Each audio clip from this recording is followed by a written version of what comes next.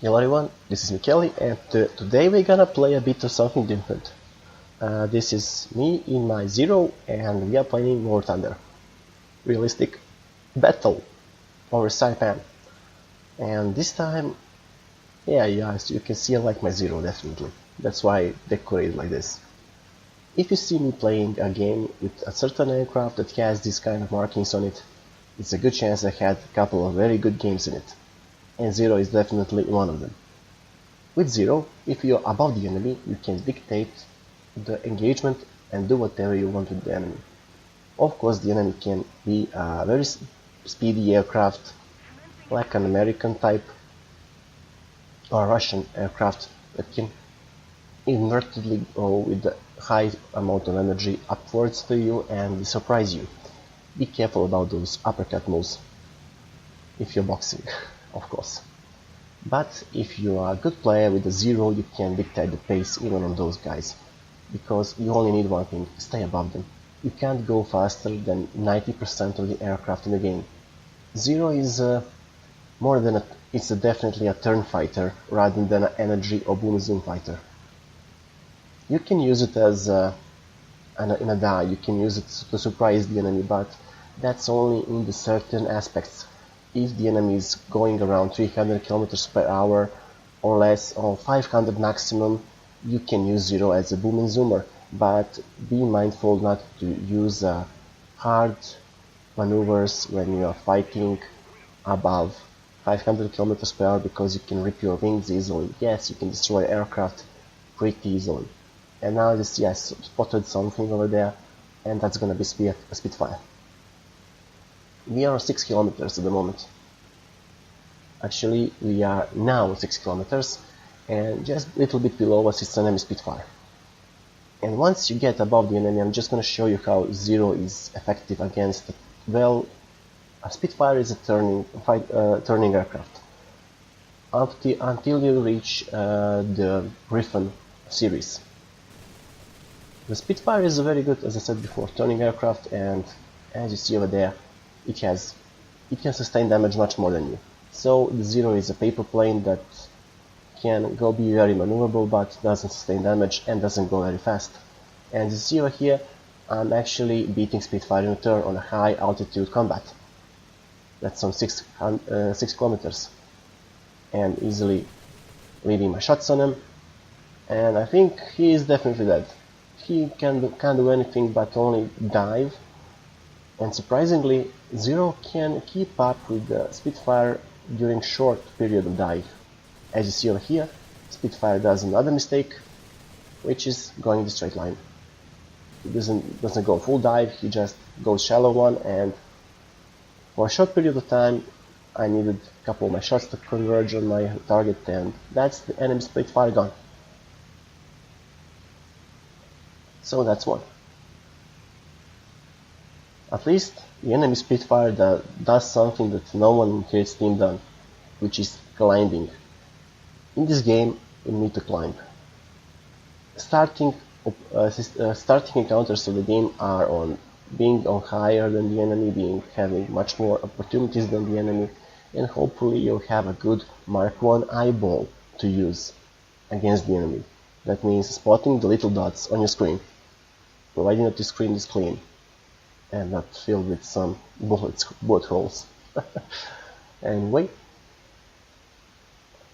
as you see over there, you have a couple of nasty dots. Those are, one of the enemy is a Spitfire, the other is a Cobra, and the other stuff as well. So my guys will add them, thinking they can turn fight. But even Zero has its weaknesses, because you can turn fight one guy, but if the other is above you, using his, well, this is gonna be a close one.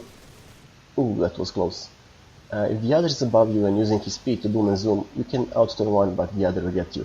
So that's the problem that my team is facing at the moment, especially about this island.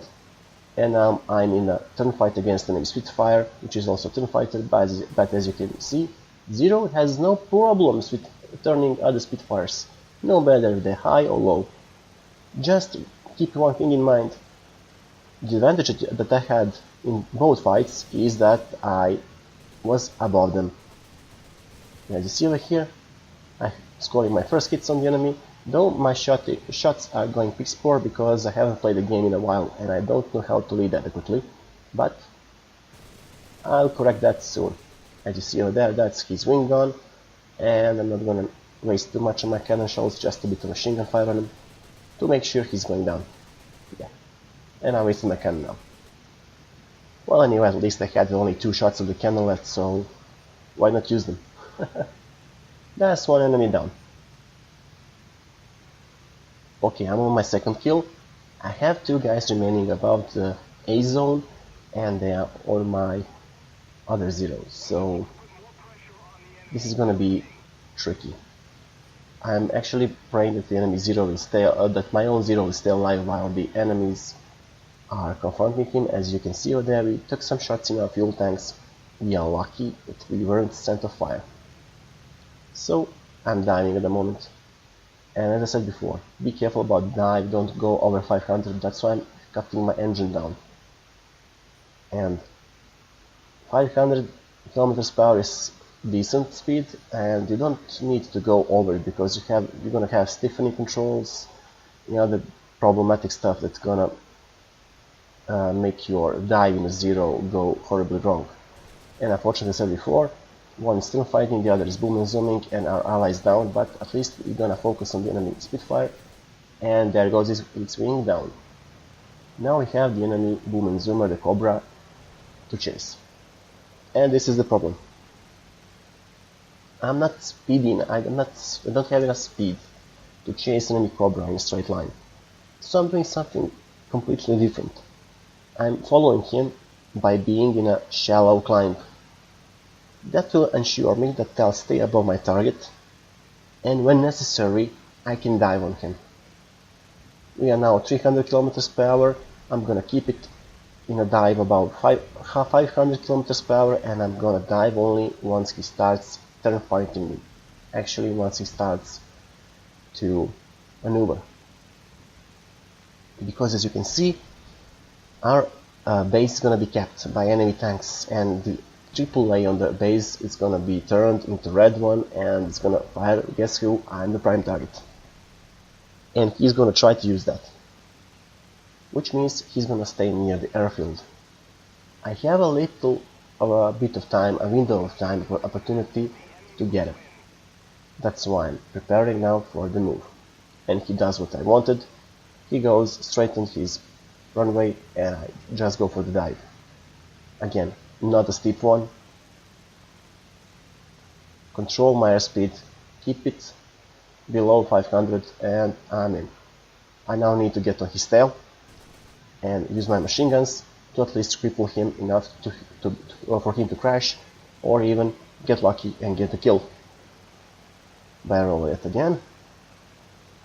I don't think that was a barrel roll, but yeah. Roll again on the enemy target. Cobra is now flying low and slow, and he can't do much to evade me. He can only set my aim off, actually made me miss, because I don't have, as you see, unlimited amount of ammo. And I'm almost at him, firing, hitting, but as you see, my aim is not so good. So again, a couple of hits, zoom in to try to get him. Right wing crippled, and let's get the left wing out. And that was my 4th kill, and the last enemy down, while my base is being kept. So as you see over there, AAA start to unload on me, so I get the heck out of here. I need to go, I'm on some, at least I'm low, and I need to be fast. So I'm trying to get my airspeed as maximum, to the maximum as fast as I can, because the AAA will unload on me, as you see from the enemy ships and the airbase that just got captured. But at least it's a victory. I survived, scored 4 kills, and I was first in my team. So what you think about that? I'm trying to get some experience in the tanks with our War Thunder, though I'm only at level 2, and it's going to take me a while because I use regular account. At least I'm good with my aircraft, up to level 4 at the moment. Anyway, like if you do, subscribe if you want to see more. Catch you all next time. Till then, happy hunting and see you all.